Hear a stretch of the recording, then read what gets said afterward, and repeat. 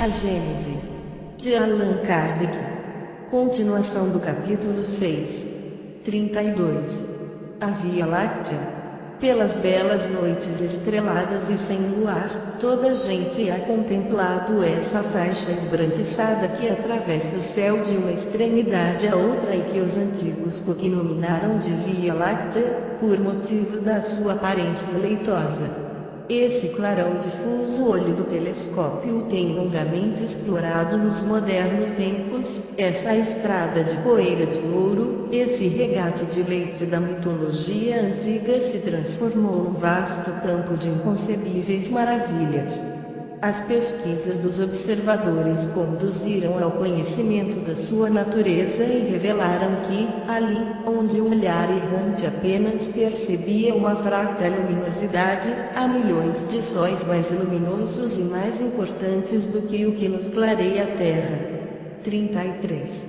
Com efeito, a Via Láctea é uma campina matizada de flores solares e planetárias, que brilham em toda a sua enorme extensão. O nosso Sol e todos os corpos que o acompanham fazem parte desse conjunto de globos radiosos que formam a Via Láctea. Malgrado, porém, as suas proporções gigantescas, relativamente à Terra, e à grandeza do seu império, ele, o Sol, ocupa inapreciável lugar em tão vasta criação. Podem contar-se por uma trintena de milhões os sóis que, à sua semelhança, gravitam nessa imensa região, afastados uns dos outros de mais de 100.000 vezes o raio da órbita terrestre. Início da nota da editora. Mais de 3 trilhões e 400 milhões de léguas. Fim da nota da editora. 34. Por esse cálculo aproximativo se pode julgar da extensão de tal região sideral e da relação que existe entre o nosso sistema planetário e a universalidade dos sistemas que ela contém. Pode-se igualmente julgar da exiguidade do domínio solar e, a fortiori, do nada que é a nossa pequenina Terra. Que seria, então, se considerassem os seres que povoam? Digo, do nada, porque as nossas determinações se aplicam não só à extensão material, física, dos corpos que estudamos, o que pouco seria, mas, também e sobretudo, ao estado moral deles como habitação e ao grau que ocupam na eterna hierarquia dos seres. A criação se mostra aí em toda a sua majestade, engendrando e propagando, em torno do mundo solar e em cada um dos sistemas que o rodeiam por todos os lados, as manifestações da vida e da inteligência. 35. Assim, fica-se conhecendo a posição que o nosso Sol ou a Terra ocupam no mundo das estrelas.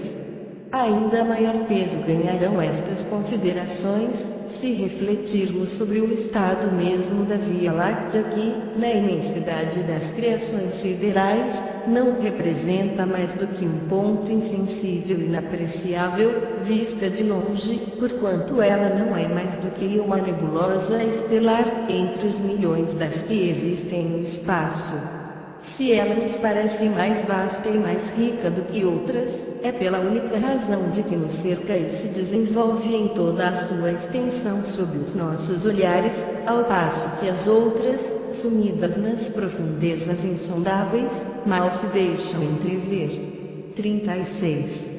Ora, sabendo-se que a Terra nada é, ou quase nada, no sistema solar, que este nada é, ou quase nada, na Via Láctea, esta por sua vez, nada, ou quase nada, na universalidade das nebulosas e essa própria universalidade tem pouca coisa dentro do imensurável infinito, começa-se a compreender o que é o globo terrestre.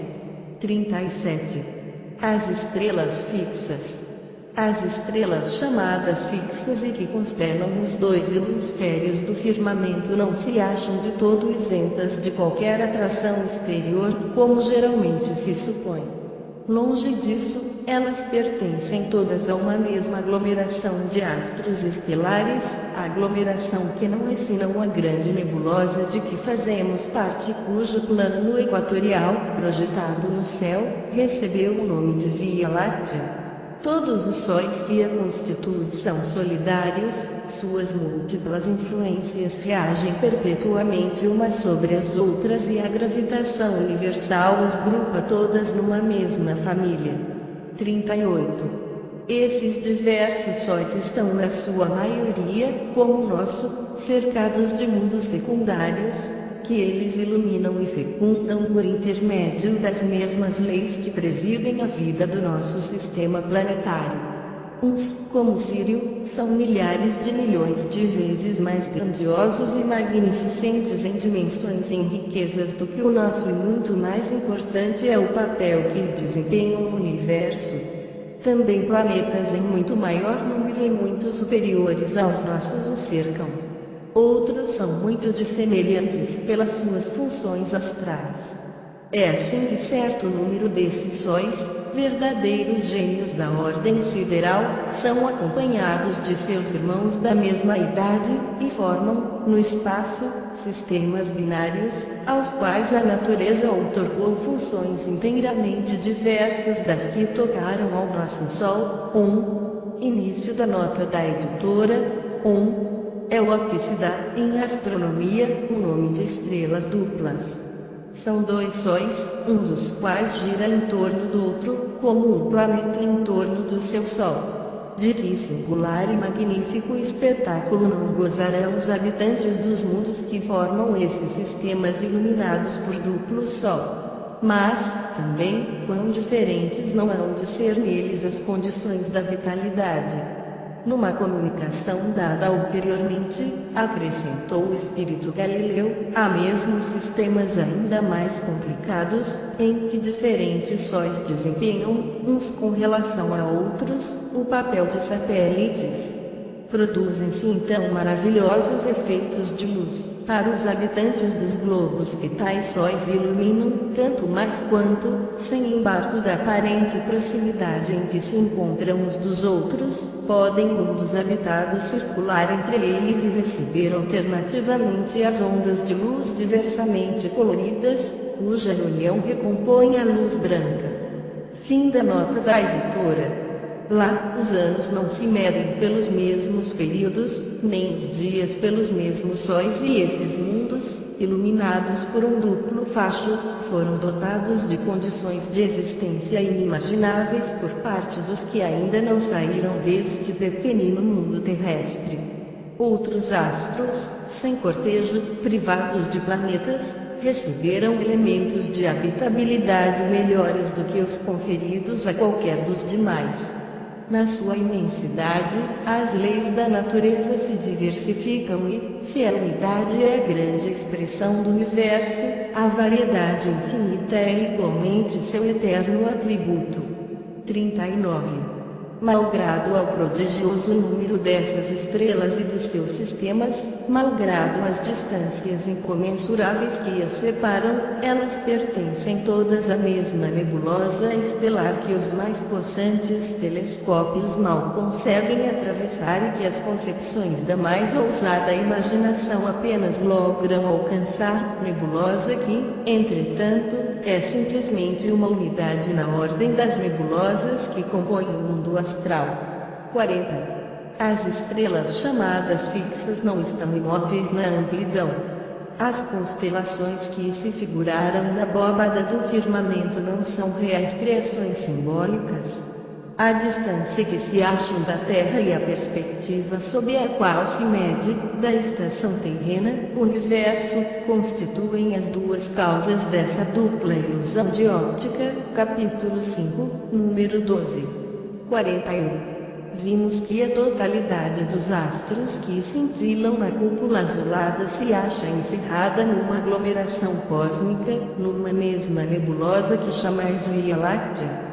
Mas, por pertencerem todos ao mesmo grupo, não se segue que esses astros não estejam animados todos de movimento de translação no espaço, cada um com o seu. Em parte nenhuma existe o repouso absoluto. Eles têm a reger-os as leis universais da gravitação e rolam no espaço ilimitado sob a impulsão incessante dessa força imensa. rolam, não segundo roteiros traçados pelo acaso, mas segundo órbitas fechadas, cujo centro um astro superior ocupa. Para tornar, por meio de um exemplo, mais compreensíveis as minhas palavras, falarei de modo especial do vosso Sol. 42. Sabe-se, em consequência de modernas observações, que ele não é fixo, nem central, como se acreditava nos primeiros tempos da nova astronomia, que avança pelo espaço, arrastando consigo seu vasto sistema de planetas, de satélites e de cometas. Ora, não é fortuita esta marcha e ele não vai, errando pelos vácuos infinitos, transviar seus filhos e seus súditos, longe das regiões que lhe estão assinadas. Não, sua órbita é determinada e, em concorrência com outros sóis da mesma ordem e rodeados todos de certo número de terras habitadas, ele gravita em torno de um Sol central. Seu movimento de gravitação, como do Sol e seus irmãos, é inapreciável a observações anuais, porque somente grande número de períodos seculares seriam suficientes para marcar um desses anos astrais. 43. O Sol central, de que acabamos de falar, também é o globo secundário relativamente a outro ainda mais importante, a cujo derredor ele perpetua uma marcha lenta e compassada, na companhia de outros sóis da mesma ordem. Poderíamos comprovar esta subordinação sucessiva de sóis a sóis, até sentirmos cansada a imaginação de subir através de tal hierarquia, porquanto, não esqueçamos, em números redondos, uma trintena de milhões de sóis se pode contar na Via Láctea, subordinados uns aos outros, como rodas gigantescas de uma engrenagem imensa. 44. E esses astros, em números incontáveis, vivem em vida solidária. Assim como, na economia do vosso mundinho terrestre, nada se acha isolado, também nada o está no universo incomensurável.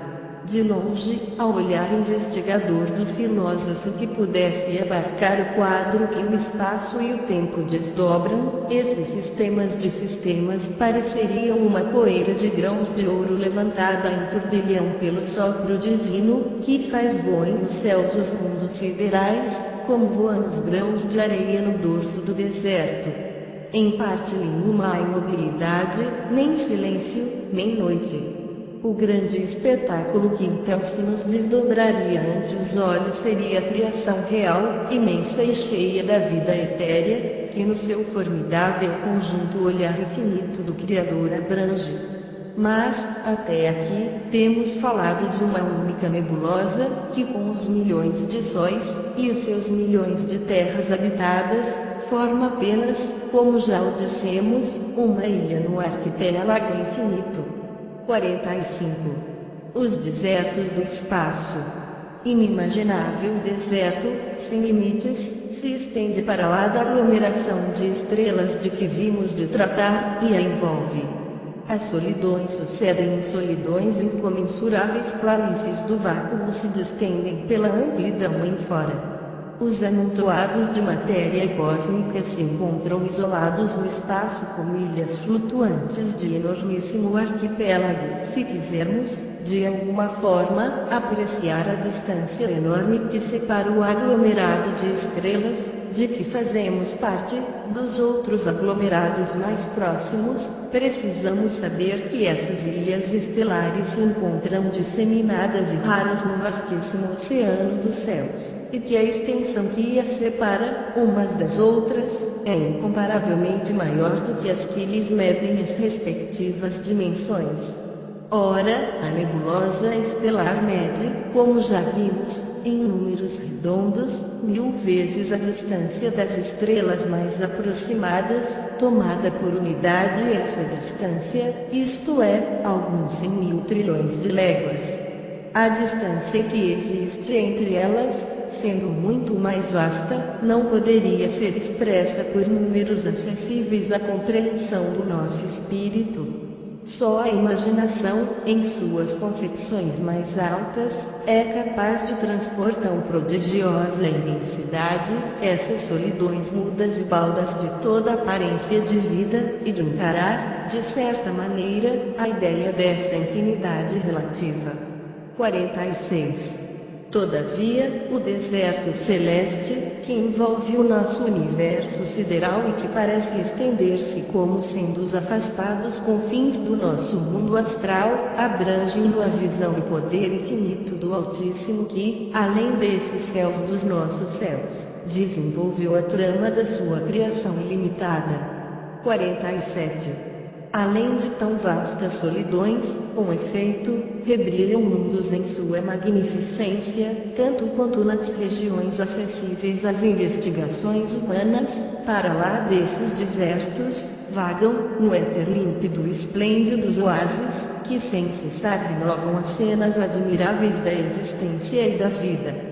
Sucedem-se lá os agregados longínquos de substância cósmica, que o profundo olhar do telescópio percebe através das regiões transparentes do nosso céu e a que dás o nome de nebulosas irresolúveis, as quais nos parecem ligeiras nuvens de poeira branca, perdidas num ponto desconhecido do espaço etéreo.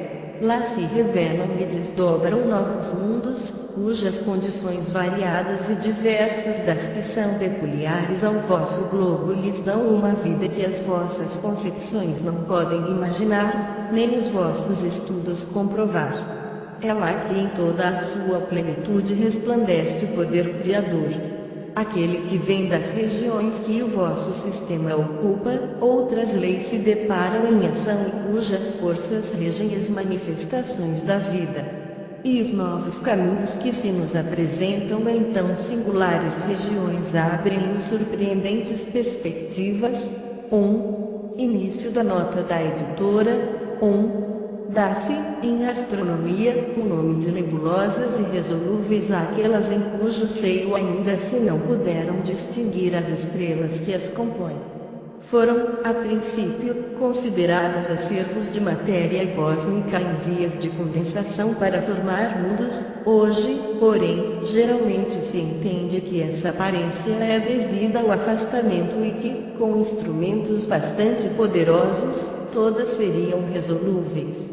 Uma comparação familiar pode dar ideia, embora muito imperfeita, das nebulosas resolúveis. São os grupos de centelhas projetadas pelas bombas dos fogos de artifício, no momento de explodirem. Cada uma dessas centelhas figurará uma estrela e o conjunto delas a nebulosa, ou grupo de estrelas reunidas num ponto do espaço e submetidas a uma lei comum de atração e de movimento. Vistas de certa distância, mal se distinguem essas centelhas, tendo o grupo por elas formado a aparência de uma nuvenzinha de fumaça. Não seria exata esta comparação, se tratasse de massas de matéria cósmica condensada. A nossa Via Láctea é uma dessas nebulosas. Conta perto de 30 milhões de estrelas ou sóis que ocupam nada menos de algumas centenas de trilhões de léguas de extensão e, entretanto, não é a maior. Suponhamos uma média de 20 planetas habitados circulando em torno de cada Sol, teremos 600 milhões de mundos só para o nosso grupo. Se nos pudéssemos transportar da nossa nebulosa para outra, aí estaríamos como em meio da nossa Via Láctea, porém com um céu estrelado de aspecto inteiramente diverso e este, malgrado as suas dimensões colossais, nos pareceria, de longe, um pequenino floco lenticular perdido no infinito. Mas, antes de atingirmos a nova nebulosa, seríamos qual viajante que deixa uma cidade e percorre vasto país inabitado, antes que chegue a outra cidade. Teríamos transposto incomensuráveis espaços desprovidos de estrelas e de mundos, o que Galileu denominou os desertos do espaço. À medida que avançássemos, veríamos a nossa nebulosa afastar-se atrás de nós, diminuindo de extensão as nossas vistas, ao mesmo tempo que, diante de nós, se apresentaria aquela para a qual nos dirigíssemos, cada vez mais distinta, semelhante à massa de centelhas de bomba de fogos de artifício. Transportando-nos pelo pensamento às regiões do espaço além do arquipélago da nossa nebulosa, veremos em torno de nós milhões de arquipélagos semelhantes e de formas diversas, contendo cada um milhões de sóis e centenas de milhões de mundos habitados. Tudo que nos possa identificar com a imensidade da extensão e com a estrutura do universo é de utilidade para a ampliação das ideias, tão restringidas pelas crenças vulgares. Deus avulta aos nossos olhos, à medida que melhor compreendemos a grandeza de suas obras e nossa infinidade. Estamos longe, como se vê, da crença que a gênese mosaica implantou e que fez da nossa pequenina, imperceptível terra, a criação principal de Deus e dos seus habitantes os únicos objetos da sua solicitude. Compreendemos a vaidade dos homens que creem que tudo no universo foi feito para eles e dos que ousam discutir a existência do ente supremo. Dentro de alguns séculos, causará espanto que uma religião feita para glorificar a Deus o tenha rebaixado a tão mesquinhas proporções e que haja repelido, como concepção do espírito do mal, as descobertas que somente vieram aumentar a nossa admiração pela sua onipotência, iniciando-nos nos grandiosos mistérios da criação. Ainda maior será o espanto, quando souberem que elas foram repelidas porque emancipariam o espírito dos homens e tirariam a preponderância dos que se diziam representantes de Deus na Terra. Fim da nota da editora. 48. Eterna sucessão dos mundos. Vimos que uma única lei, primordial e geral, foi outorgada ao universo, para lhe assegurar eternamente a estabilidade, e que essa lei geral nos é perceptível aos sentidos por muitas ações particulares que nomeamos forças diretrizes da natureza. Vamos agora mostrar que a harmonia do mundo inteiro, considerada sob o duplo aspecto da eternidade e do espaço, é garantida por essa lei suprema. 49. Com efeito, se remontarmos à origem primária das primitivas aglomerações da substância cósmica, notaremos que já então, sob o império dessa lei, a matéria sofre as transformações necessárias, que levam do germe ao fruto maduro, e que, sob a impulsão das diversas forças nascidas dessa lei, ela percorre a escala das revoluções periódicas. Primeiramente, centro fluídico dos movimentos, em seguida, gerador dos mundos, mais tarde, núcleo central e atrativo das esferas que lhe nasceram do seio. Já sabemos que essas leis presidem a história do cosmo, o que agora importa saber é que elas presidem igualmente a destruição dos astros, porquanto a morte não é apenas uma metamorfose do ser vivo, mas também uma transformação da matéria inanimada. Se é exato dizer-se, em sentido literal, que a vida só é acessível à foice da morte, não menos exato é dizer-se que para a substância é de toda necessidade sofrer as transformações inerentes à sua constituição. 50.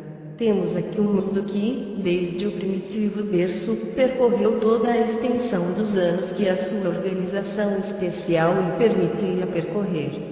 Extinguiu-se-lhe o foco interior da existência, seus elementos perderam a virtude inicial, os fenômenos da natureza, que reclamavam, para se produzirem, a presença e a ação das forças outorgadas a esse mundo, já não mais podem produzir-se, porque a alavanca da atividade delas já não dispõe do ponto de apoio que lhe era indispensável.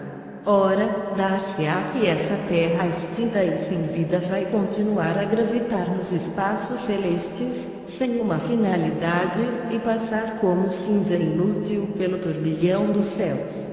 Dar-se-á permanece inscrita no livro da vida universal, quando já se tornou letra morta e vazia de sentido? Não. as mesmas leis que a levaram acima do caos tenebroso e que a galardoaram com os esplendores da vida, as mesmas forças que a governaram durante os séculos da sua adolescência, que lhe firmaram os primeiros passos na existência e que a conduziram à idade madura e à velhice, vão também presidir a desagregação de seus elementos constitutivos, a fim de se restituir ao laboratório onde a potência criadora aure incessantemente as condições de estabilidade geral. Esses elementos vão retornar à massa comum do éter, para se assimilarem a outros corpos, ou para regenerar em outros sóis. E a morte não será um acontecimento inútil, nem para a terra que consideramos, nem para suas irmãs. Noutras regiões, ela renovará outras criações de natureza diferente, lá onde os sistemas de mundo se desvaneceram, em breve renascerá outro jardim de flores mais brilhantes e mais perfumadas. 51. Desse modo, a eternidade real e efetiva do universo se acha garantida pelas mesmas leis que dirigem as operações do tempo. Desse modo, mundos sucedem a mundos, sóis a sóis, sem que o imenso mecanismo dos vastos céus jamais seja atingido nas suas gigantescas molas. Onde os vossos olhos admiram esplêndidas estrelas na abóbada da noite, onde o vosso espírito contempla irradiações magníficas que resplandecem nos espaços distantes, de há muito o dedo da morte extinguiu esses esplendores, de há muito o vazio sucedeu a esses deslumbramentos e já recebem mesmo novas criações ainda desconhecidas. A distância imensa que se encontram esses astros, por efeito da qual a luz que nos enviam gasta milhares de anos a chegar até nós, faz com que somente hoje recebamos os raios que eles nos enviaram longo tempo antes da criação da Terra e com que ainda os admiremos durante milhares de anos após a sua desaparição real. Início da nota da editora. Há aqui um efeito do tempo que a luz gasta para atravessar o espaço. Sendo de 70.000 léguas por segundo a sua velocidade, ela nos chega do Sol em 8 minutos e 13 segundos. Daí resulta que, se um fenômeno se passa na superfície do Sol, não o percebemos senão 8 minutos mais tarde, pela mesma razão, ainda o veremos 8 minutos depois da sua cessação. Se, em virtude do seu afastamento, a luz de uma estrela consome 1000 anos para nos chegar, só 1000 anos depois da sua formação veremos essa estrela. Veja-se, para a explicação e descrição completa desse fenômeno, a Revue Spirit de março e maio de 1867, páginas 93 e 151. Resenha de Ilumine, por Camilo Flammari. Fim da nota da editora. Que são os 6.000 anos da humanidade histórica, diante dos períodos seculares? Segundos em vossos séculos. Que são as vossas observações astronômicas, diante do estado absoluto do mundo. A sombra eclipsada pelo Sol. 52. Logo, reconheçamos, aqui como nos nossos outros estudos, que a Terra e o homem são nada em confronto com o que existe, que as mais colossais operações do nosso pensamento ainda se estendem apenas sobre um campo imperceptível, diante da imensidade da eternidade de um universo que nunca terá fim. E quando esses períodos da nossa imortalidade nos houverem passado sobre as cabeças, quando a história atual da Terra nos aparecer qual sombra vaporosa no fundo da nossa lembrança, quando, durante séculos incontáveis, houvermos habitado esses diversos degraus da nossa hierarquia cosmológica, quando os mais longínquos domínios das idades futuras tiverem sido por nós perlustrados em inúmeras peregrinações, teremos diante de nós a sucessão ilimitada dos mundos e por perspectiva a eternidade móvel. 53. A vida universal. Essa imortalidade das almas, tendo por base o sistema do mundo físico, pareceu imaginária a certos pensadores prevenidos, qualificaram-na ironicamente de mortalidade viajoura e não compreenderam que só ela é verdadeira ante o espetáculo da criação. Entretanto, pode se tornar compreensível toda a sua grandeza, quase diríamos, toda a sua perfeição. 54. Que as obras de Deus sejam criadas para o pensamento e a inteligência, que os mundos sejam moradas de seres que as contemplam e eles descobrem, sob o véu, o poder e a sabedoria daquele que as formou, são questões que já nos não oferecem dúvida, mas, que sejam solidárias às almas que as povoam, é o que importa saber. 55.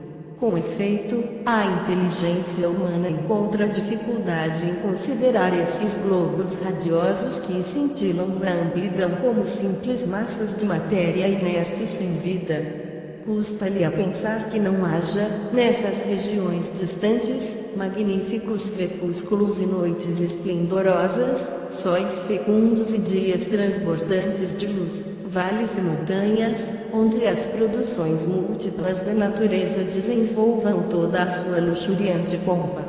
Custa-lhe a imaginar, digo, que o espetáculo divino em que a alma pode retemperar-se como em sua própria vida, seja baldo da existência e carente de qualquer ser pensante que o possa conhecer. 56. Mas, a essa ideia eminentemente justa da criação, faz-se mister acrescentar a da humanidade solidária e é nisso que consiste o mistério da eternidade futura. Uma mesma família humana foi criada na universalidade dos mundos e os laços de uma fraternidade que ainda não sabeis apreciar foram postos a esses mundos.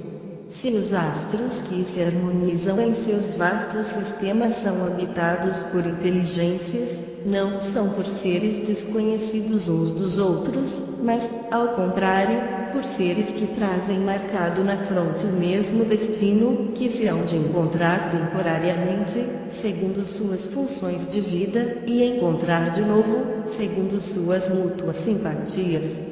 É a grande família dos espíritos que povoam as terras celestes, é a grande radiação do Espírito Divino que abrange a extensão dos céus e que permanece como tipo primitivo e final da perfeição espiritual. 57.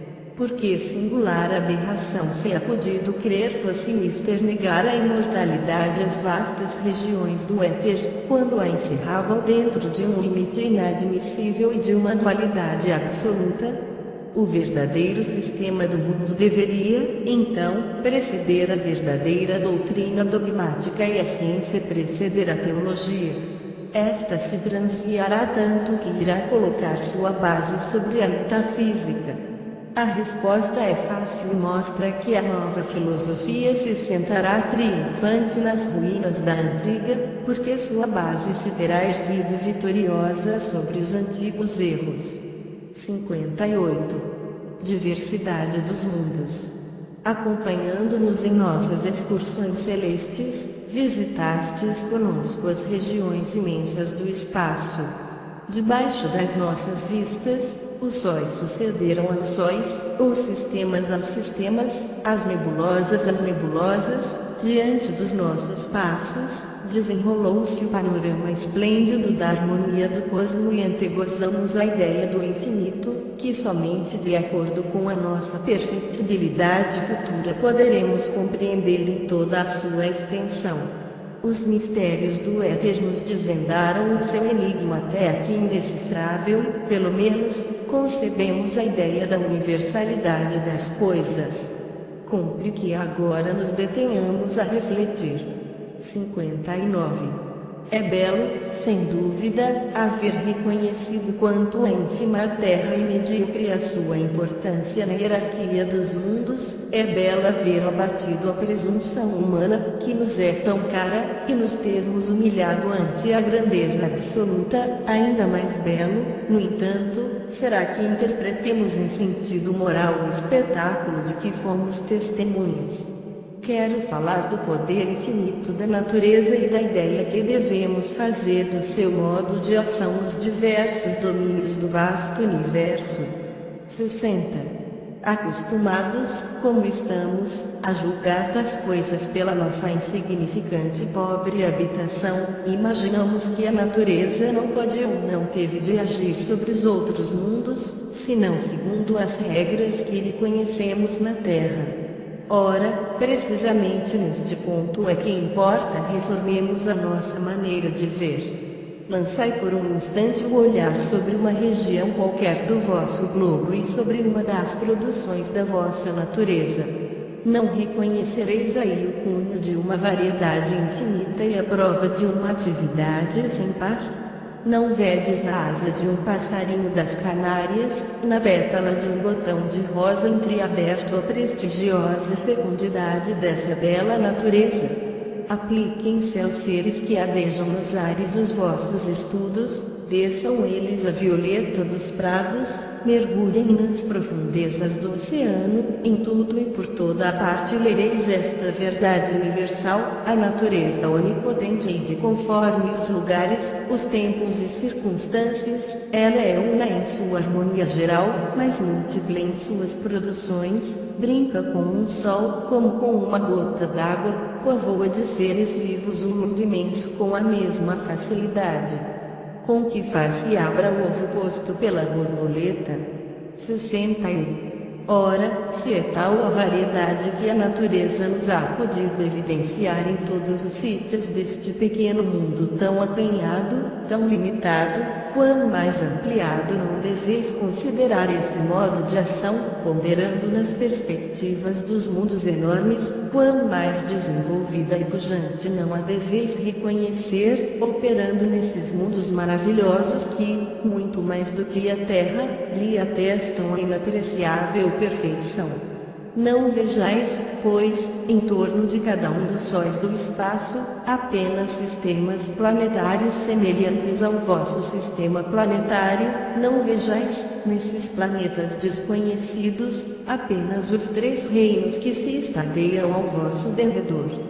Pensai, ao contrário, que, assim como nenhum rosto de homem se assemelha a outro rosto em todo o gênero humano, também uma portentosa diversidade, inimaginável, se acha espalhada pelas moradas eternas que vogam no seio dos espaços. Do fato de que a vossa natureza animada começa no zófito para terminar no homem, de que a atmosfera alimenta a vida terrestre, de que o elemento líquido a renova incessantemente, de que as vossas estações fazem se sucedam nessa vida os fenômenos que as distinguem, não concluais que os milhões e milhões de terras que rolam pela amplidão sejam semelhantes a que habitais. Longe disso, aquelas diferem, de acordo com as diversas condições que lhes foram prescritas e de acordo com o papel que a cada uma coube no cenário do mundo. São pedrarias variegadas de um imenso mosaico, as diversificadas flores de admirável parque. Início das notas especiais da editora. A 16ª edição, de 1973. Nota 1. Corpos simples. A respeito dos corpos simples, a que se referiu o codificador à página 108, é conveniente, para maiores detalhes, o exame da classificação periódica natural dos elementos, de Mendeleev, Grande Enciclopédia Delta Larousse, página 2361, Rio, 1971. E para interessantes conclusões adicionais, será valiosa a leitura dos capítulos 15, a evolução da matéria por individualidades químicas, o hidrogênio e as nebulosas. Capítulo 16, a série das individuações químicas, de HAU, por peso atômico e isovalências periódicas. E capítulo 17, a estequiogênese e as espécies químicas desconhecidas, de A Grande Síntese, obra mediúnica de Pietro Baldi, traduzida por Guilom Ribeiro, edição de 1939, da FEB, Federação Espírita Brasileira. Nota 2. Teoria da Lua.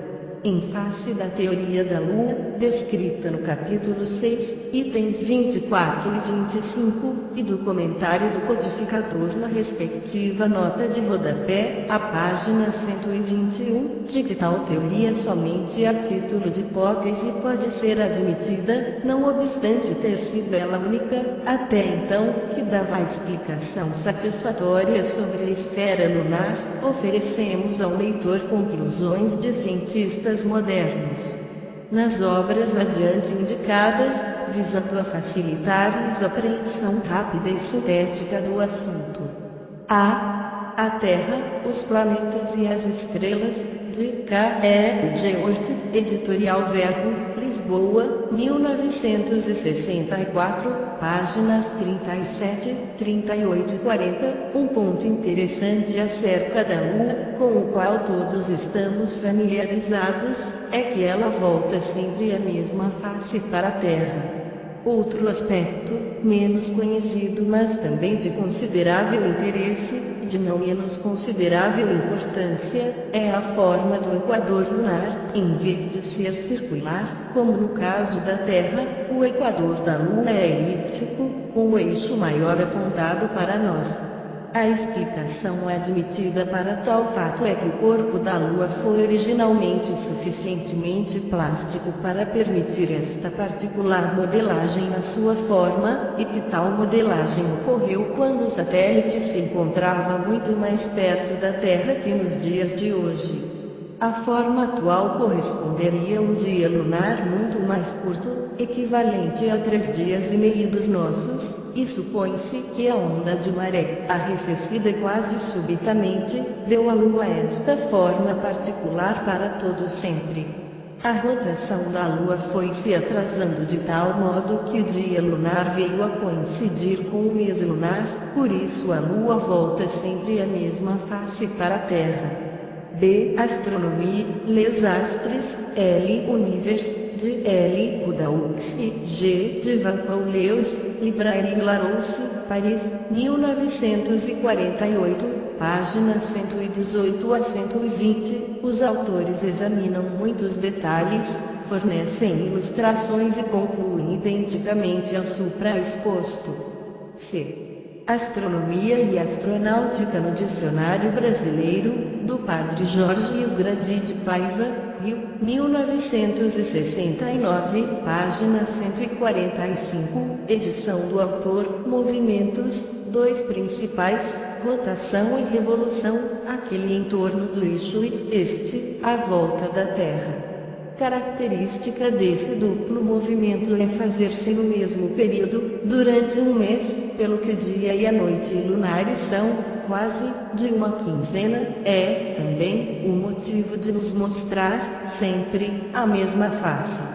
D. Grande Enciclopédia Delta Larousse, volume 9, página 4106. Rio, 1971. A Lua é animada de um movimento de rotação em torno de si mesma, num eixo inclinado de 83 graus 30 segundos sobre o plano da órbita. A duração da rotação é exatamente igual à duração de sua revolução em torno da Terra.